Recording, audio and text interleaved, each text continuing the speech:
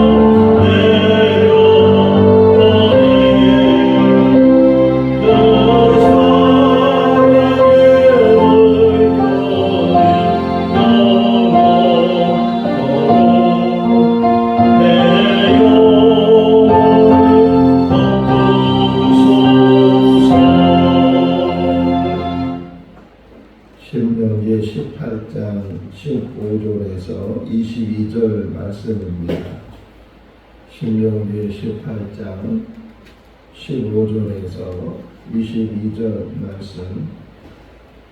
내 하나님 여호와께서 너희 가운데 내 형제 중에서 너를 위하여 나와 같은 선지자 하나를 일으키시리니 너희는 그의 말을 들을지니라.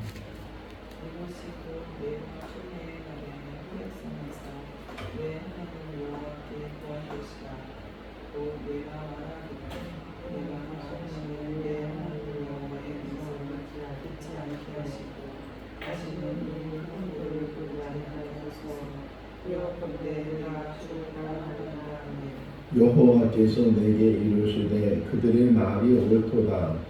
내가 그들의 형제 중에서 너와 같은 선지자 하나를 그들을 위하여 일으키고 내 말을 회개하리니 내가 그에게 명령하는 것을 그가 우리에게 다 말하라. 누구든지 내 이름으로 전하는 내 말을 듣지 아니하는 자는 내게 벌을 받을 것이요.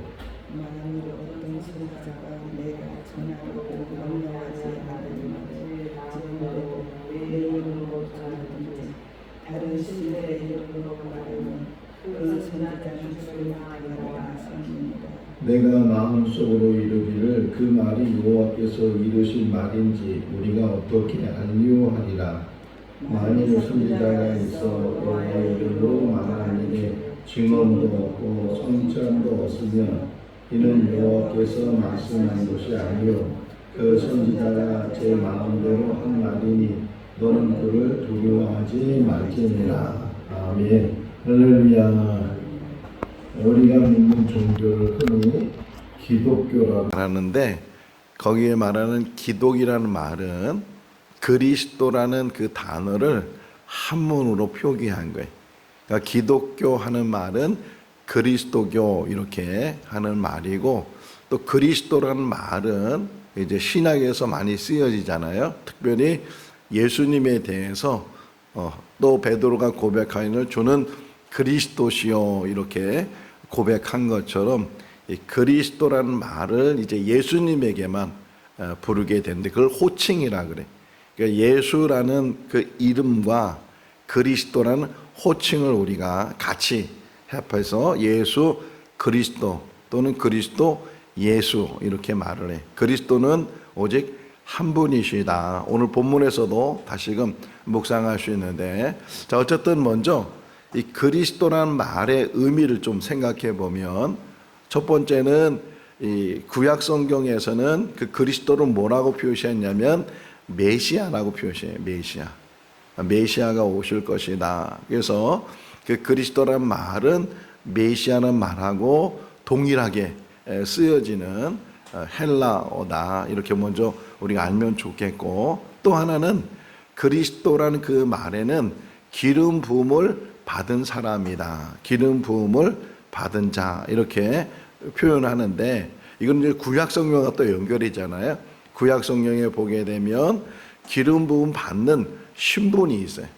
어떤 일을 하게 되기 전에 그 일을 위해서 기름 부음을 받는데 그 대표적인 게 왕. 그러니까 사무엘 시대의 백성들이 왕을 요구해서 사울이라는 사람을 택해 그에게 기름을 부었다. 그리고 제비 뽑아서 그가 왕이 됐다. 그런 이야기를 우리가 볼 수 있고, 또 사울이 잘못하게 되니까 하나님께서 사울을 패하고 다른 사람을 또 세우게 되는데 그게 이새의 아들 다윗. 그래서 다윗에게 또 사무엘이 기름을 붓게 되는 그런 일을 통해서 왕이 되려면 하나님의 택함을 받아야 되고 기름 부음을 받아야 된다. 또 다른 신분은 제사장. 모세가 이제 성막을 짓게 하고 또 성막에서 일할 제사장을 세울 때, 뭐 제사장 중에서도 가장 우두머리 제사장을 대제사장이라고 하는데, 그 대제사장 아론 또는 그 아들들을 제사장으로 세우게 될 때 그냥 세우는 것이 아니고 기름을 부어서 기름 부음 받은 다음에 제사장의 일을 하게 된다. 또 하나의 신분은 선지자예요. 그러니까 엘리야가 예후라는 사람에게 기름 부어서 그런 나중에 왕이 되고, 또 엘리사에게 기름을 부어서 그가 이제 선지자가 되는 그런 말씀을 우리가 묵상할 수 있는데, 이렇게 세 종류의 신분을 가진 사람들을 기름을 붓는다는 거예요. 일반적으로. 그래서 다 기름 부은 거 아니에요. 성경에 보니까 다 기름 부은 거 맞지만 어쨌든 기름 부음 받는 신분이 뭐냐? 왕과 제사장과 선지자다. 자, 그러면 이 신분들이 있다는 거예요. 왕도 하나님이 택해서 세우는 그런 신분이고, 제사장도 또 선지자도 하나님이 택한 하나님의 사람들로 기름을 부어서 하나님의 일을 하게 하는 거다. 실제적으로 왕도 어떤 면에서는 자기가 권력을 가지고 또 한 나라의 가장 큰 우두머리가 되는 일이지만, 실제적으로는 또 깊이 보면 하나님이 세우셔서 하나님의 일을 하도록, 그러니까 왕이나 제사장이나 선지자나 그 어떤 신분들은 다 신분은 하는 역할은 다르냐. 왕이 제사장의 일을 하면 안 되잖아요. 사울이 폐위를 당한 가장 큰 원인 중에 하나가 제사장 일을 했기 때문에, 사무엘이 올 때까지 기다려야 되는데 기다리지 않고 저 블레셋과 전쟁을 하려면 빨리 제사를 드리고 빨리 전쟁터로 나가야 되는데, 사무엘이 더디 오니까 자기가 제사를 드리고 전쟁터에 나가려고 했던 그런 모습을 보면서 각자 따로운 신분이 있고 다른 역할이 있고 다른 일들이 있는데, 왕과 제사장과 선지자의 역할들이 다 따로 있다 하는 거예요. 특별히 오늘은 선지자에 대해서 같이 묵상을 해보려고 해요. 자, 먼저는 우리가 기름 부음 받았다, 왕, 제사장, 선지자, 이게 순서대로 되어 있는 것 같지만, 그러나 어떤 면에서 보게 되면 하나님께서 제일 먼저 세운 것은 선지자예요. 나중에 이제 왕도 세우시고 제사장도 세우시고, 거꾸로 오히려 선지자를 제일 먼저 세우시고 그 다음에 제사장을 세우시고 그 다음에 왕을 세우셔요. 성경적으로 보게 되면 선지자 말이 제일 먼저 나오는 게 아브라함이에요. 아브라함이 그랄로 갔을 때 거기에 이제 자기 아내가 또 예쁘니까 자기 아내 때문에 자기가 죽을까봐, 그래서 자기 아내를 누이라고 속이게 됐을 때 그 그랄 왕 아비멜렉이 사라를 자기 첩으로 삼으려고 데리고 갔다가 꿈을 꾸게 되는데, 이 여자는 남편이 있는 여자다. 그래가지고서 결국은 이 사라를 아브라함에게 보내주잖아요. 그러면서 왜 네가 나를 큰 죄를 짓게 했느냐, 지을 뻔했다. 그러면서 후한 어떤 살해를 하게 되는, 그때 하나님께서 이 아비멜렉이 하시는 말씀 중에 하나가 아브라함은 선지자니, 이렇게 말해요. 아브라함이 선지자다. 그래서 아브라함이 너와 너의 가족에게 기도할 거다. 그러면 그 기도가 이루어지게 된다. 그래서 아브라함이 아비멜렉 가정을 위해서 기도를 하는데 그 중에 대표적인 게 태를 열어달라는 거예요. 그래서 결국 그 일로 인해서 아비멜렉의 가정에 태가 열리게 되고 자손들을 낳게 되는 그런 이야기를 창세기 20장에서 우리가 볼 수가 있어요. 이렇게 선지자다라는 말을 이제 아브라함이 듣게 되고, 또 모세 역시도 오늘 본문을 보면 너와 같은 선지자 하나, 그러니까 너와 같다는 말은 뭐예요? 동일한 의미를 가지고 있잖아요. 모세는 하나님이 택한 지도자일 뿐만 아니라 그는 선지자의 역할을 하게 됐다. 이제 선지자의 역할을 이제 좀 더 생각할 텐데, 어쨌든 모세도 선지자 중에 한 명이었고, 또 선지자가 시대별로 많지는 않았지만 늘 필요할 때마다 하나님께서 선지자를 세워서 그 선지자들이 하나님의 일을 하는 것을 보게 돼요. 자, 선지자는 가장 중요한 게 뭐냐면 하나님의 말씀을 받아서 하나님의 말씀을 전하는 거예요. 가감하지 않고 하나님의 말씀을 들었는데 그 말씀에 좋은 것만 골라가지고서 이 사람들에게 전하는 게 아니고, 책망하는 말씀은 책망하는 말씀대로, 칭찬하는 말씀은 칭찬하는 말씀대로 그대로 그 말씀을 가지고 전하는 거예요. 요즘 어쨌든 그 종교개혁 이후로 교회가 이렇게 어떤 예배를 드리면서 설교가 중심이 되어 있잖아요. 실제로는 하나님의 말씀을 전하는 시간이고 제대로 하나님의 말씀을 전해야 되는데, 그걸 자꾸만 토를 달게 되고 설명을 하게 되고 주석을 하고 강의를 하고 막 그러다 보니까 정말 어떤 면에서는 하나님의 말씀이 변질돼 버리는. 보세요. 하나님이 아담에게 너는 선악을 알게 하는 나무 열매를 먹지 말라. 먹으면 반드시 죽으리라. 이렇게 하나님이 말씀하셨잖아요. 근데 그 말씀이 변질이 되니까 하와가 뱀에게 뭐라 그래요? 죽을까 하노라. 이렇게 말을 바꾸는. 의미적으로는 죽는다는 의미를 가지고 있지만 완전히 달라요.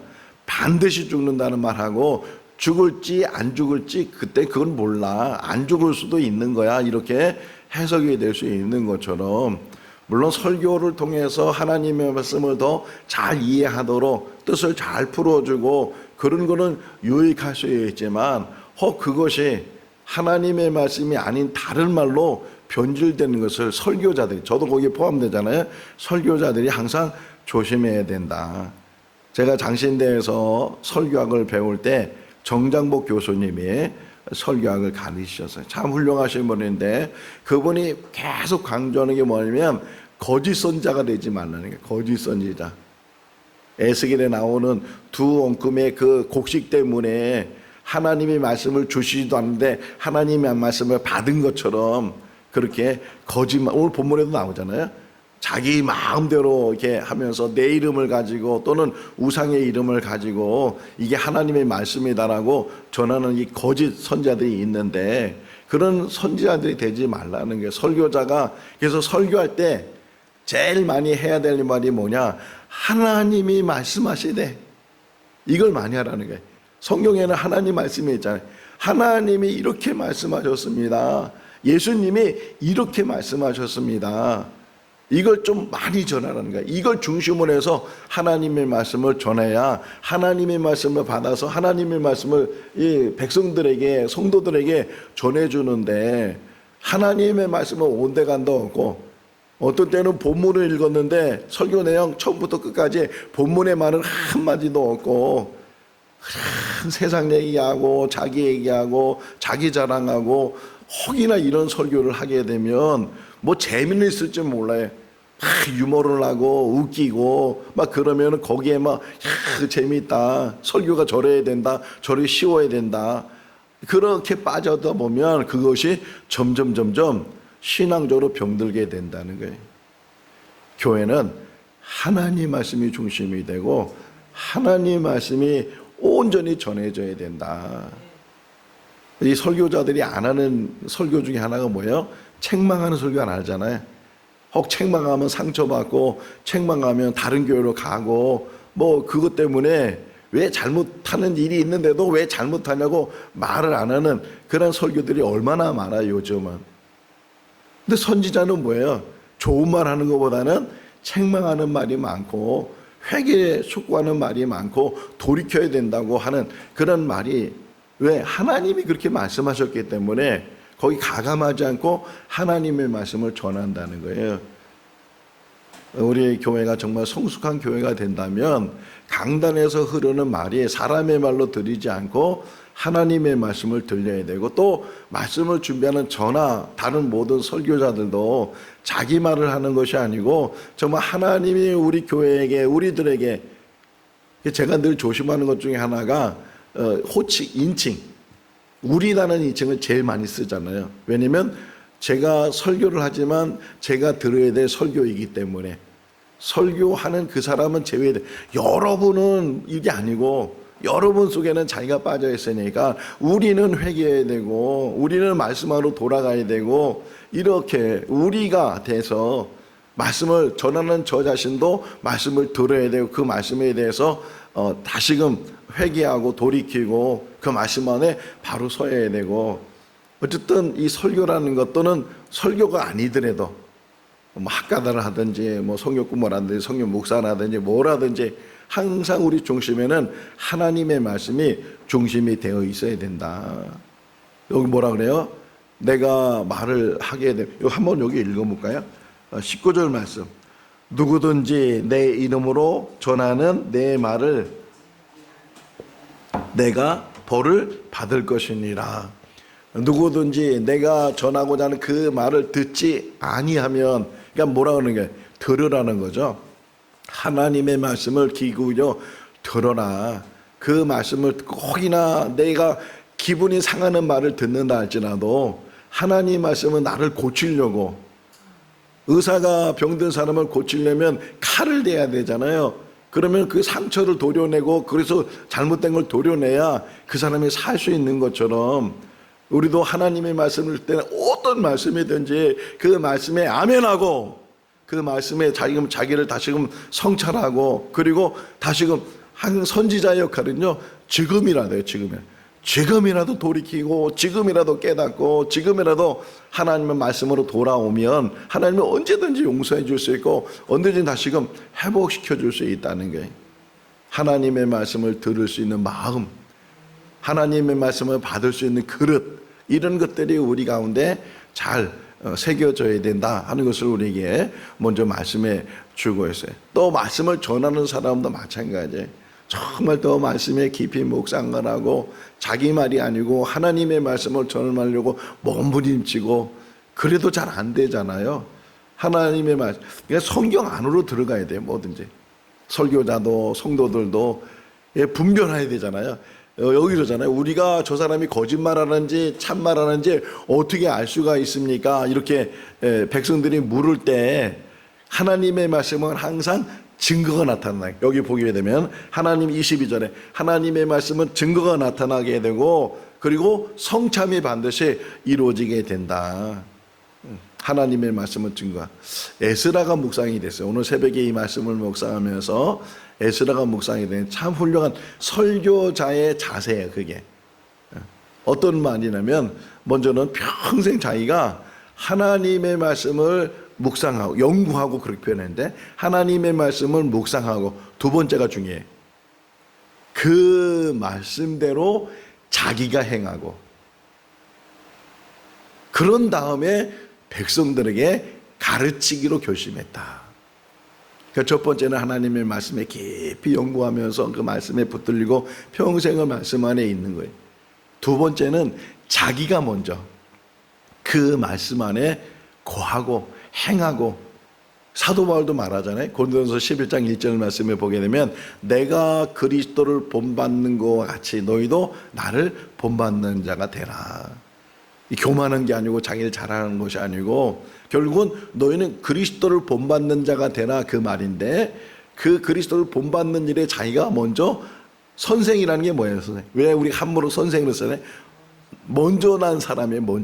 먼저 행하는 사람, 먼저 본이 되는 사람, 이런 사람이 선생이고 스승이 되는 것처럼 하나님의 말씀은 먼저 내 삶 속에서, 말씀은 삶 속에서 증거되어야 되고 말로 증거되는 것이 아니고, 그러니까 언행이 일치가 되는 설교자가 되고 언행이 일치되는 성도가 되고 말과 행동에 있어서 더 따로 가면 안 된다는 거잖아요. 하나님의 말씀에 붙들려서 그 말씀 안에서, 그렇다고 해서 온전히 그 말씀을 이루는 삶을 못 살아요. 우리가 늘 연약하니까. 그럼에도 불구하고 그 일에 대해서 몸부림치고 그 말씀 안에 살으려고 애를 쓰는 그런 가운데 그런 삶이 우리 삶이 돼야 된다는 것이고. 자, 어쨌든 다시 본문으로 돌아가서 이게 이제 15절과 18절 말씀에 보게 되면 모세와 같은 선지자 하나를 보낼 것이다 이렇게 말하잖아요. 이걸 다 이 주석학자들은 구약학자들이나 신약학자들이나 다 예수님을 예표하는 거다, 예수님을 말씀하는 거다 이렇게 표현하고 있는데, 그 다음에 18절 말씀에 보게 되면 부연 설명이 있어요. 18절 한번 다시 읽어볼까요? 내가 그들의 형제 중에 너와 같은 선지 하나를 그들 위하여 일으키고, 그 다음에 내 말을 그 입에 두리니 내가 그에게 명령하는 것을 그가 문에게 다 말하리라. 하나님이 모세 같은 한 사람의 선자를 세울 텐데 그 세워서 그 입에다가 하나님의 말씀을 둔다는 거예요. 예수님이 변화산에 올라가서 변화돼서 처음에는 모세와 엘리야가 같이 보였다가 그런 다음에 사라지고 예수님만 보이게 될 때 하늘에서 소리가 들렸어요. 이는 내 사랑하는 자다. 너희는 그의 말을 들으라. 우리가 귀 기울여 들을 수 있는 말이 주님의 말이에요. 주님의 말. 참 우리 한국 성경은 너무 잘 만들어진 것 중에 하나가, 요즘 언제부터인지 몰라요. 옛날에는 안 그랬잖아요. 예수님의 말씀을 다 다른 색깔로 표시를 해놨어요. 너무 중요한 말씀이라고 하니까 표시해놨어요. 근데 우리는 그걸 관심 있게 보질 않아요. 주님이 뭐라고 말씀하시는데 관심이 없어. 그냥 내가 잘 되면 되고, 내가 성공하면 되고, 내가 돈 잘 벌면 되고, 내가 뭐 건강하면 애들 아무 걱정 없으면 되고, 여기에 관심이 많지. 주님이 뭐라고 말씀하시고 있는지, 하나님이 뭐라고 말씀하고 있는지. 이스라엘 백성들이 망하고 바벨론 끌려갔다가 70년 만에 그들이 돌아와서 깨닫는 진리가 하나 있어요. 그게 뭐냐면 우리가 왜 이렇게 망했는지, 우리가 왜 이렇게 포로생활했는지, 왜 이렇게 고난 속에 있는지 딱 한 문장이었어요. 하나님의 말씀을 버렸구나. 그래서 그들이 찾은 게 613개의 하나님의 말씀이에요. 그게 계명이에요. 그게 뭘 찾았냐? 하나님의 말씀 속에서 우리가 부모가 자녀들한테 얘기할 때 항상 두 가지잖아요. 하라와 하지 말라잖아요. 이거 해. 다 좋은 거잖아요. 하라는 것도 좋은 거고 하지 말라는 것도 좋은 거예요. 왜? 하지 말라는 이유는 그거 하면 잘못하니까, 그거 하면 안 되니까. 똑같아. 하나님도 613개의 하나님의 말씀을 찾아보니까 하라는 것과 하지 말라는 것이 다 구별되어 있단 말이에요. 근데 보면 하지 말라는 게 더 많아. 하지 말. 항상 우리 인생 속에서, 우리 인생도 마찬가지예요. 다 할 수 있는 것 같아도 해서는 안 되는 일이 참 많아요. 이것만 잘 지켜도 참 신앙인의 모습이 될 수 있어. 더 나아가서는 해야 될 일. 또 하지 말라는 것은 어떻게 보면 소극적인 말인데, 하지 말라는 걸 거꾸로 하면 뭐예요? 더 하라는 의미도 그 안에 담겨져 있다는 거예요. 이거는 하지 마라. 그러면 하지 말라는 거 끝나는 것이 아니고, 그러면 거기에 대해서 해야 될 일이 뭔가 하는 것을 찾았을 때, 이 땅에 사는 날 동안 하나님의 말씀이 우리에게 선지자가 될 수 있기를 바랍니다. 예수님의 말씀이 우리에게 선지자가 돼서 그 말씀 붙들고 말씀 안에 몸부림치고 한 번 사는 인생 속에서 정말 말씀에 딱 하나, 또 오늘 묵상한 게 뭐였냐면, 선지자를 몇 명 세운다 그랬어요? 몇 명이에요? 2명에 3명에 4명에? 1명에 1명. 그러니까 예수 그리스도를 예표하는 것도 있지만 또 어떤 의미를 찾았냐면, 하나님이 지금 찾으시는 분이 1명이에요. 그게 우리 각 사람이라는 각 사람. 하나님이 찾으신 그 1명이 될 수 있기를 바랍니다. 아브라함을 통해서, 모세를 통해서, 다윗을 통해서 하나님이 그 1명을 통해서 일했던 것처럼 이 시대에 많은 사람이 있어 보이지만 지금도 하나님이 보시는 것은 그 1명이에요. 말씀에 붙들려서 말씀에 몸부림치고 말씀 안에 자기의 삶을 이뤄가려고 애를 쓰는 그 한 사람, 자기 부족함을 깨닫고 오직 하나님을 의지하고 성령님을 의지하면서, 그래서 하루하루를 기도하는 가운데 정말 엎드려서 하나님 말씀에 늘 자기를 굴복시키는 가운데, 사도 바울이 나는 날마다 죽노라 고백하는 것처럼 나의 혈기나 나의 어떤 기분이나, 여기 뭐라 그래요? 거짓 선자는 자기 마음대로라고 그러잖아요. 내 마음대로 사는 게 거짓이란 말이라는, 하나님 말씀이 중심이 돼서 그 말씀에 붙들려서 사는 것이 진실된 삶이 될 수 있다. 늘 하나님 말씀에 붙들리는 우리 하루하루의 삶이 될 수 있기를 주님의 이름으로 축원합니다. 기도하겠습니다. 사랑이 많으신 하나님 아버지, 우리는 조금만 잘 되는 일이 있으면, 조금만 잘하는 것이 있으면 그것이 우리의 자랑이 되고 자만이 되고 교만이 됩니다. 하나님 아버지, 하나님의 말씀에 다시금 엎드리는 삶이 되게 하시고 귀를 기울이는 삶이 되게 하시고, 하나님의 말씀을 마음에 담을 뿐만 아니라 삶으로 그것이 증명되게 하여 주시옵소서. 이 땅에 사는 날 동안 선지자 하나를 세우신다고 했는데, 하나님이 택하신 선지자가 되게 하시고 그 말씀 안에 말씀을 이루는 삶이 되게 하여 주시옵소서. 이 땅에 사는 날 동안 주신 사명 각자에게 있습니다. 그 사명 깨닫게 하시고 이루게 하시고 하나님의 영광을 드러내게 하여 주시옵소서. 감사하고 예수님의 이름으로 기도하옵나이다. 아멘. 마쳤습니다. 자유롭게 기도하시